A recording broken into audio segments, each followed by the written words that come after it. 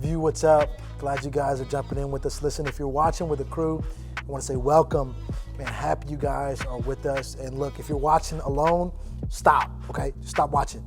No, I'm totally kidding. But seriously, DM our social media accounts. Let us know that you need to find a crew in your area. And we'd love to connect you because here's the thing. We've been doing crews for about 2 months now. And man, we're seeing some incredible things happen. And just because people are jumping in community saying, you know what, I want to do life with somebody else. I don't want you to do life alone. And I definitely don't want you to do this walk with God by yourself. So let us connect you. We'd love to have you jump in with one of our crews. Listen, you guys have heard it. You've been on social media, so you've probably seen it. But this Sunday night, October 4th, we are having our first View service in the flesh. And we'd love for you to join us. So look, RSVP, make sure that you jump over to one of our social media accounts. Click the link, RSVP, let us know that you're going to be here. Go ahead and secure your spot. Well, today I want to talk about something that I just feel like God has been speaking this to me. It's not necessarily a collection of talks or a series or anything like that. It's kind of a one-off, but God's been speaking this to me, and He revealed a couple of things to me that I really feel like I want to share. So if you don't mind, we're going to start a brand new idea, and it's just going to be for today. But if you're taking notes, you can write this down. The title of today is going to be, Is It Enough? Is it enough? Quick question. Do you guys remember what it felt like to be a kid? Anybody, if you're with your crew, y'all can be as vocal as you want right now. Anybody remember what it was like to be a kid? Like, did anybody just love it? Was anybody ever obsessed with it? Because if you were anything like me, you were like in love with being a kid. I used to tell my mom, I don't want to grow up. Peter Pan was my favorite Disney movie, second only to Treasure Planet. But I was always about I was like, man, I'm going to stay a kid forever. It's so easy. I don't have to think about my food. I'm not cooking. I'm just showing up, balling out, having fun, and just doing my thing. No responsibilities. This is great. Even as a kid, I realized how easy it was to be a kid. I loved it. But about probably, I would say age 10, maybe 11, it started to become increasingly inconvenient to be a kid. Anybody remember this time? Like, let me give you an example. This is about when this stuff started to happen. Anybody remember asking their mom or dad a very time-sensitive question, only to catch their mom or dad on the telephone, and then they hit you with that whisper that, I'm on the phone. You know what I'm talking about? Nothing frustrated me more. It was like, yo, if you have the wherewithal and the time to do this and cover the phone and say, I'm on the phone, you have time to answer my question. I'm just trying to go down the street to go play, right? And you're telling me I got to wait. I'm on the phone, okay? I hated that, right? Or this is one. This is the truth. Okay, anybody remember asking their parents to go to their friend's house, and their parents gave them a straight up no? Like, here's the thing. I don't mind you saying no for me asking a request. Say no, that's fine. But think about it first. My parents used to say no so fast, you know they didn't even hear the question. You weren't even done with the question. Hey, can I go? No. It's like, wait, time out. You didn't even know what I was about to say, okay? At least wrestle with it. Think about it. I used to hate when they said no so fast. And then when you would ask why, what would they hit you with? Because I said so, right? Nothing frustrates a child more than because I said so. Spank me, that's fine. Ground me, who cares? Because I said so and I'm losing my mind, right? But around this age, I start to get more because I said so's than I ever had before, or maybe I just started to notice them. And I remember being increasingly frustrated with being a kid. But here was the number one most annoying thing about being a kid. Nobody's going to agree with me, but I don't really care. This is just me, and I'm talking. I'm on the video, so you can't even say anything anyway, okay? Here was the most frustrating thing about being a kid. Y'all remember, especially kids that had to cut their grass. Anybody had to cut your grass? Y'all remember having to start your push mower with the pull start? Why is that impossible to do before age 23? Like, why can nobody ever get that thing? Like, I don't care how many times I pulled it as a kid, I could not get the blower or the mower to start. It just wouldn't start. And for me, I don't know about you, but I really loved cutting the grass. It made me feel adultish. It made me feel kind of like a man. I was like, yo, I don't do much. I don't provide. I don't put food on the table, but I cut the grass, okay? But here's the thing. Every time it was my turn to cut the grass, I'd go outside, I'd get ready. This is going to be my time. And then I and I couldn't do it. Nothing made me feel more helpless than having to walk inside going, Dad, can you help me start the lawnmower? And then you would stand over here and watch your dad do something so effortlessly. It felt like, for me, it felt like climbing Mount Everest. I couldn't get the mower started, and my dad was just like, boom, boom. All right, here you go, son. I didn't feel more helpless than in that moment right there. It was just horrible. It was like I had the tool to complete the task, but for some reason, I just couldn't get it to start. Kind of reminds me of what our world feels like right now. When I look at our generation, when I look at the church, when I look at View, I see something so special.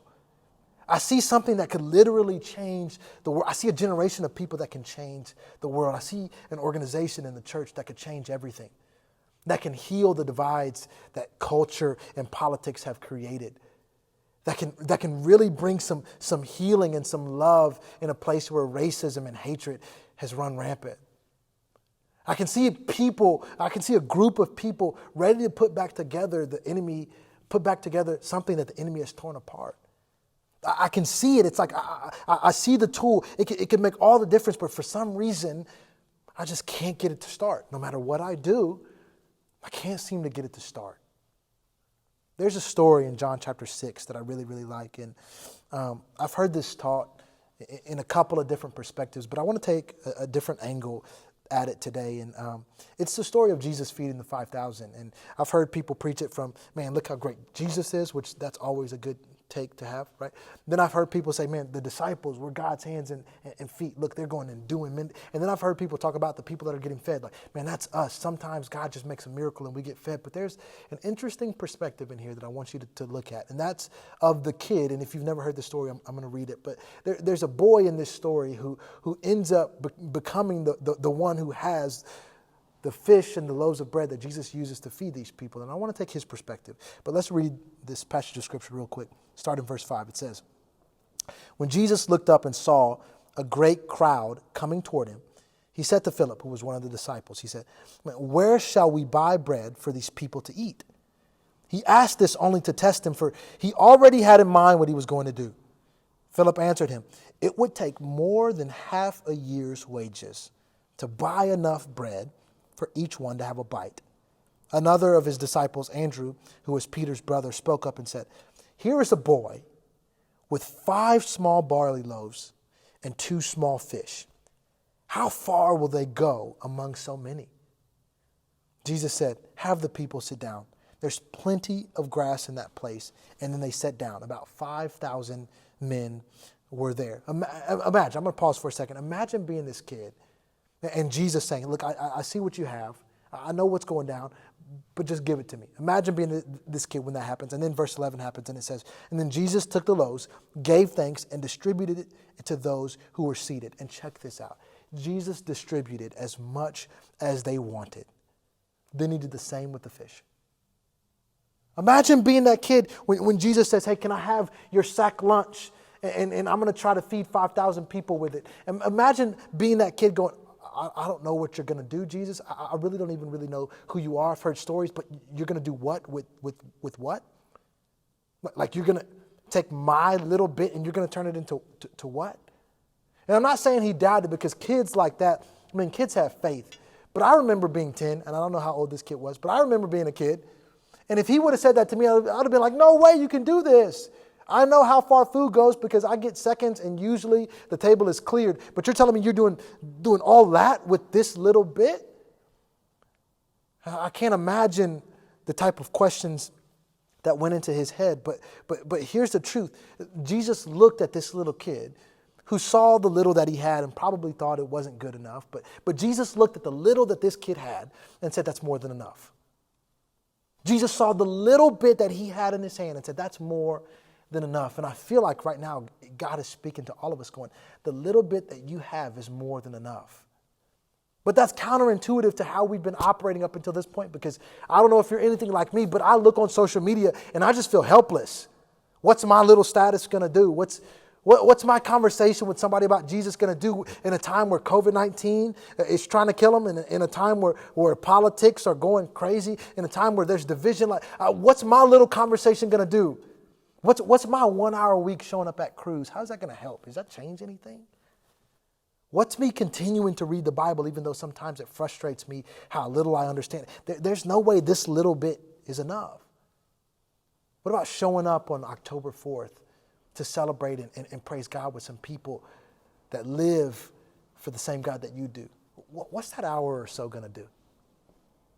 I don't know, Jesus. I'm not saying that you can't do big things, but I'm just saying I don't really have big things in my hand right now. But here's what Jesus is looking at you and saying. It's the same thing that he was saying to that little boy. He said, look, I'm going to look at the little bit that you have and tell you and then show you that it's more than enough. Because here's the thing, the 5 loaves of barley and the couple of fish, it didn't just feed the 5,000 and then it was done. Let me show you what it says in